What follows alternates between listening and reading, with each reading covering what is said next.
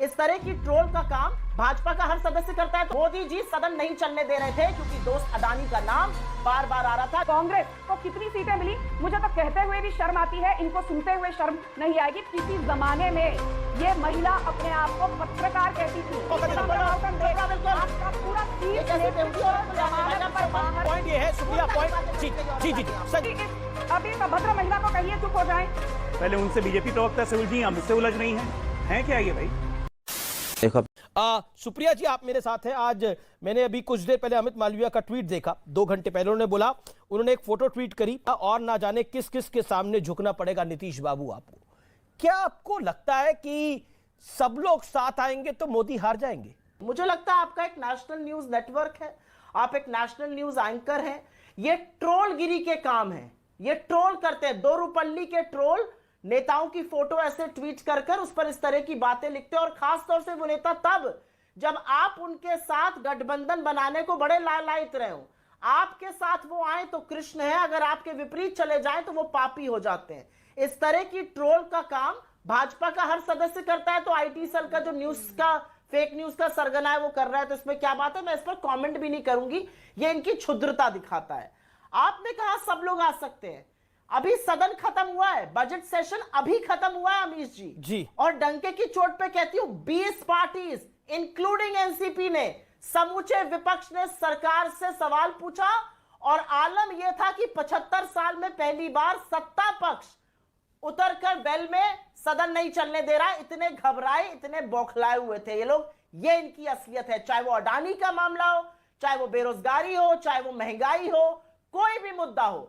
मोदी जी सदन नहीं चलने दे रहे थे क्योंकि दोस्त अडानी का नाम बार बार आ रहा था। जेपीसी गठित नहीं कर पा रहे थे। समूचा विपक्ष एक साथ खड़ा था और तमाम तस्वीरें उसकी आपके सामने हैं। जी संजू वर्मा जवाब देंगे। जी संजू वर्मा जी, जो अमित मालविया के बारे में टिप्पणी करी सुप्रिया जी ने, वो भी सोशल मीडिया चेयरमैन हेड है और सुप्रिया जी भी है, तो कि एक ट्रोल की तरह वो काम कर रहे हैं। लेकिन विषय कोई ट्रोल है कि नहीं है वो नहीं है। चर्चा मेरी इस विषय पर है कि क्या विपक्ष खड़ा होने का प्रयास कर रहा है, तो ये आपके लिए चिंता की लकीरें हैं? अमीश जी, मैं हमेशा आंकड़ों के साथ बात करती हूं। अभी आप उत्तर प्रदेश को चुनाव देखिए 2022 का, इनको मात्र 2 सीटें मिली। इनका वोट शेयर था 2.3%। और चुनाव के नतीजे आने से पहले कांग्रेस की यही प्रवक्ता और बड़े बड़े दिग्गज नेता कह रहे थे, लड़की हूं, लड़ सकती हूं। ये नारे के साथ तो हम नरेंद्र मोदी की डबल इंजन योगी की सरकार का तहस नहस कर देंगे। क्या हुआ? कांग्रेस को 2 सीटें मिली। फिर इन्होंने कहा मणिपुर में पिछली बार बीजेपी ने हमसे मैंडेट चुराया था, इस बार हम इनको मुंह की दिखाएंगे। मणिपुर में क्या हुआ? बीजेपी को 32 सीटें मिली, कांग्रेस को कितनी सीटें मिली मुझे तो कहते हुए भी शर्म आती है, इनको सुनते हुए शर्म नहीं आएगी। 5 सीटें मिली। और जहां बात ट्रोल की आती है, सुप्रिया श्रीनेत की टाइमलाइन देखिए। सारे नरेंद्र मोदी के जितने मंत्री हैं उनके टाइमलाइन पर जाकर उनको कहती है, आप 2 रुपए के ट्रोल हो, आप चवन्नी के ट्रोल हो, आप चरण चुंबक हो। मुझे तो शर्म आती है कि किसी जमाने में ये महिला अपने आप को पत्रकार कहती थी। ना तो ये अच्छा पत्रकारिता कर पाई जब पत्रकार होने का ढोंग रचती थी, ना आज पर्सनल क्यों होना किसी के लिए प्रवक्ता बन पाए।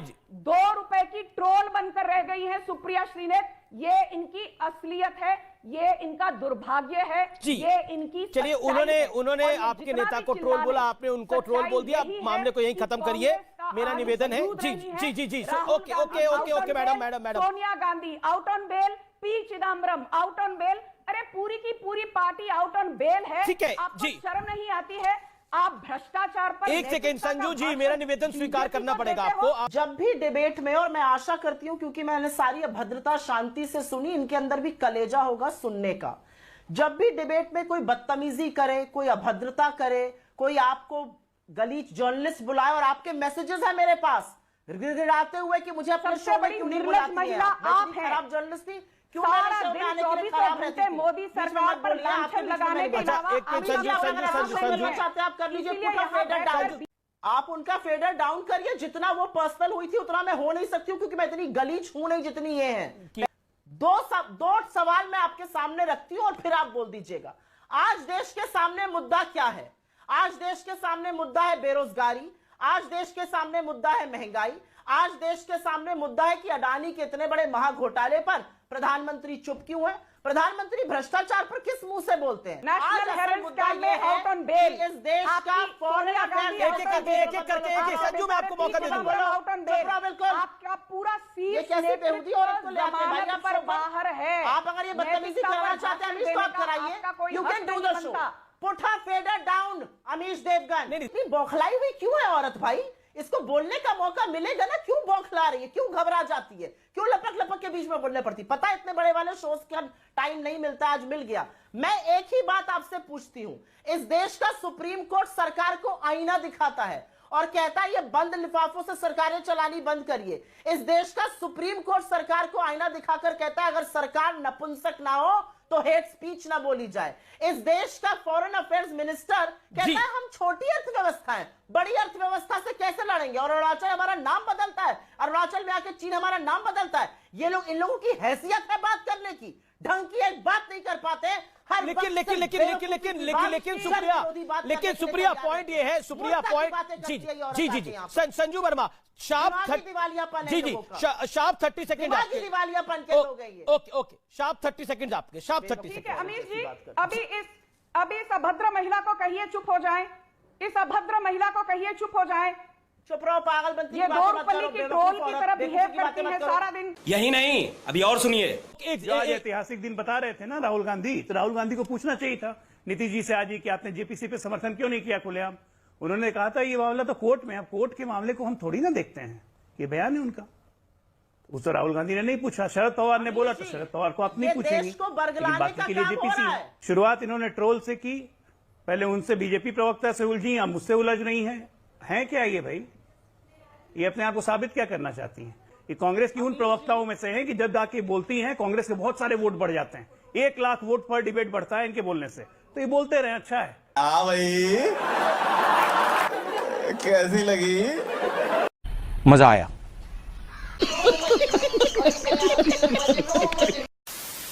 दोस्तों एक कहावत है, ईंट का जवाब पत्थर से देना। बीजेपी की प्रवक्ता ने जिस प्रकार कांग्रेस की प्रवक्ता को जवाब दिया है, वो कहावत आज की इस डिबेट पे बिल्कुल सटीक बैठती है। दोस्तों इसके बारे में आपकी क्या राय है, कमेंट्स करके जरूर बताना। वीडियो पसंद आई हो तो वीडियो को एक लाइक जरूर कर देना। मिलते हैं बहुत जल्द अगली वीडियो में, तब तक के लिए जय हिंद, वंदे मातरम।